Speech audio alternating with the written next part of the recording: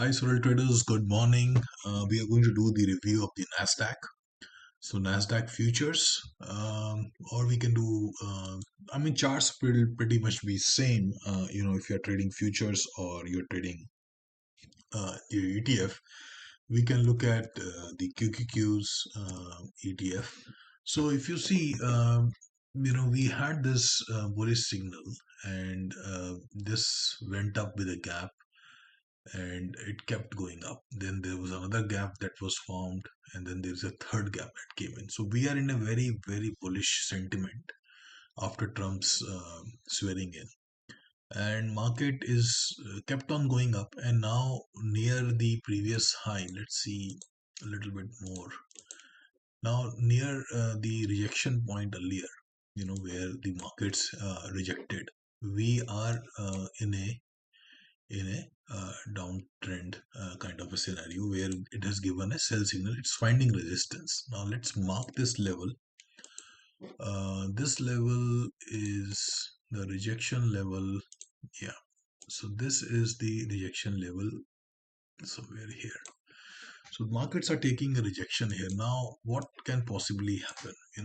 We have many gaps to fill, right? So possibly this gap will be the first to fill. So if this gap gets filled, 525 can be a re-entry point for people.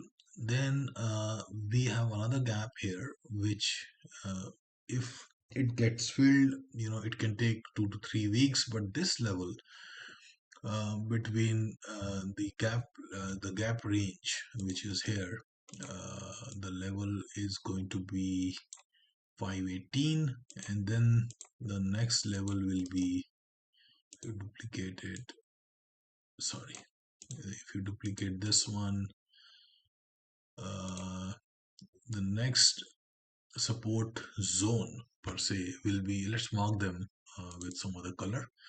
So this one, this one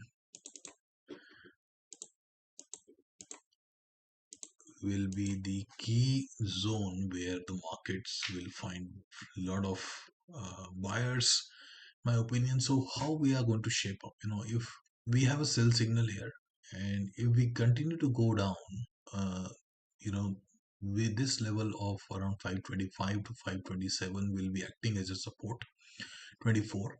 And if we further go down, then we have 518 to 515 area, which will be very strong support. I will only be looking for bullish signals here.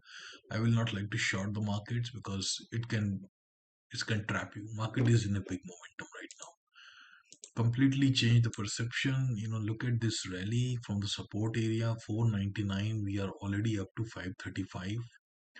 And the only thing that market demands is that you have a survival mechanism. If you're trading ETFs or you're trading futures, the only thing that you need is a strategy that can survive you. So with our hedging system, we always maintain a hedge, and that hedge has a cost, and that eats into your profits, but that's a good price to pay to save you from brutal drawdowns. These drawdowns can be crippling if you're trading futures, and even if you're trading options, the drawdowns sometimes can be very, very emotionally disturbing, right? So always kind of take an edge, which is your hedge when you're trading futures.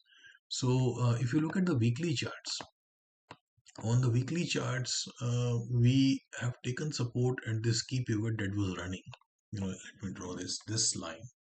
We took the support, and then we are up, and now there is a confirmation on the weekly chart. So there is a possibility that we may remain in this area for a while. Either we can straight away go up, or we can remain in this area. But right now it's a bullish sentiment. Until and unless we break this level, 500 level, going short will be difficult. Of course, there will be swing moves on hourly chart or lower time frames that you can take. But ideally, when you're trading indexes, it's better to be long until unless you are shorting with a very strong, like short signals also. If you look at it in Saral system, you regularly get a very decent shorting opportunities as well. So you have to, if you're shorting and you're not hedging, then you can be really trapped. So always, when you're trading, so you always should have a hedging mechanism so that you survive. Survival is the key, because ultimately, if you see markets, were at 528, they came down to 500, then they went up, and then currently they're trading to 534. Even if you look at older charts, see, the markets were in a very good rally from 502, it went to 539, then it corrected. This was a major fall. Lot of people got trapped. I also kind of got trapped in this because I was trading Nasdaq futures, but I was hedged.